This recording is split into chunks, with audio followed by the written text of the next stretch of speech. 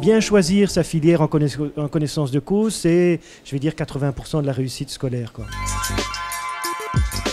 Une des plus-values qu'on a développées, c'est justement de donner une information assez proche de ce qui va se passer à la rentrée. Ce qui, évidemment, permet aussi d'aider les jeunes qui cherchent une orientation en leur disant, écoutez, voilà, il y a des options d'enseignement qui se déroulent dans toutes les écoles. Il y en a certaines qui peuvent vous intéresser. Et donc, nous, on en fait la liste. Et cette liste est accessible à travers le site Humanitech. Le secteur éducation permanente et jeunesse, c'est un peu la rentrée aussi pour nous. Donc on propose évidemment des classes vertes pour les différentes écoles, aussi bien dans notre centre de Saint-Va que dans notre centre de Roisin. De manière plus générale, on peut proposer aussi aux écoles un programme d'animation.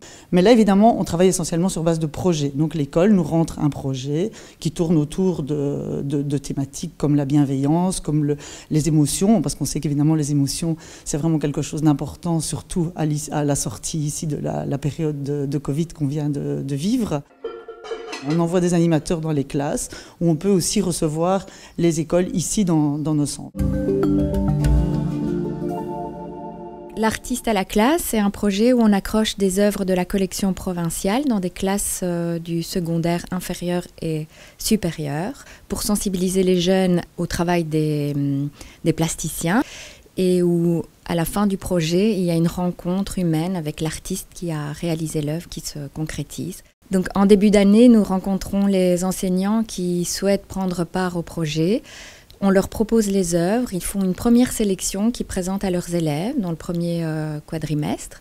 Et donc l'important pour nous, c'est que ce sont les élèves qui choisissent l'œuvre qui sera accrochée en classe.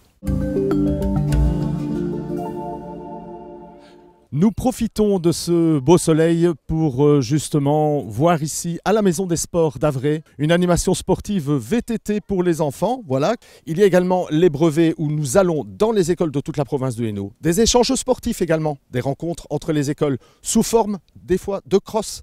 Et nous avons également des journées découvertes où là les enfants du maternel pratiquent le vélo, initiation vélo, d'autres journées découvertes à Manage par exemple pour les activités nautiques.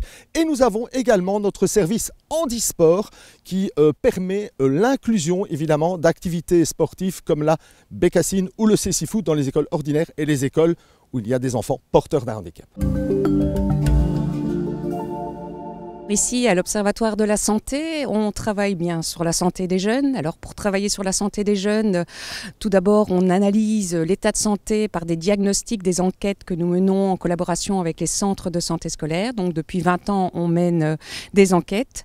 Une fois qu'on a le résultat de cette enquête, eh bien voilà, il faut agir concrètement. Donc, on accompagne les écoles dans des projets liés à l'alimentation, au bouger. Alors, par exemple, ici, vous avez un outil qui va promouvoir l'activité physique au quotidien, mais aussi la lutte contre la sédentarité. Et on travaille aussi la thématique du respirer. Et donc Proxial, dans les grandes lignes, c'est, comme son nom l'indique, c'est la proximité, l'alimentation, province aussi forcément. Donc c'est tous les acteurs de terrain qui tournent autour de l'alimentation, les producteurs locaux et nos cantines scolaires en grande partie. Mais les buts, c'est surtout d'apporter une meilleure alimentation dans les cantines scolaires, qui sera bénéfique bien évidemment pour les étudiants, pour qu'ils se sentent beaucoup mieux dans leur peau pour étudier. La plupart des profs viennent me trouver pour fake news, théorie du complot, parce que c'est vrai que c'est problématique pour le moment. Donc on a mis en place un programme d'éducation aux médias, on développe des projets. On a un gros projet mémoire où on va rencontrer une déportée dans les camps qui va témoigner auprès des élèves et son ouvrage va servir de base à tout un projet sur la propagande à mon niveau et tout ce qui est sciences sociales autour de la guerre, de la propagande de guerre et des phénomènes qui font qu'on en arrive à la xénophobie et au génocide. Les élèves d'aujourd'hui, le contexte scolaire d'aujourd'hui et toutes les réformes imposent en fait aux enseignants de se renouveler tout le temps. Nous l'avons vu avec la crise sanitaire, les enseignants ont dû s'adapter à l'hybridation des apprentissages et donc ça a nécessité énormément de formation.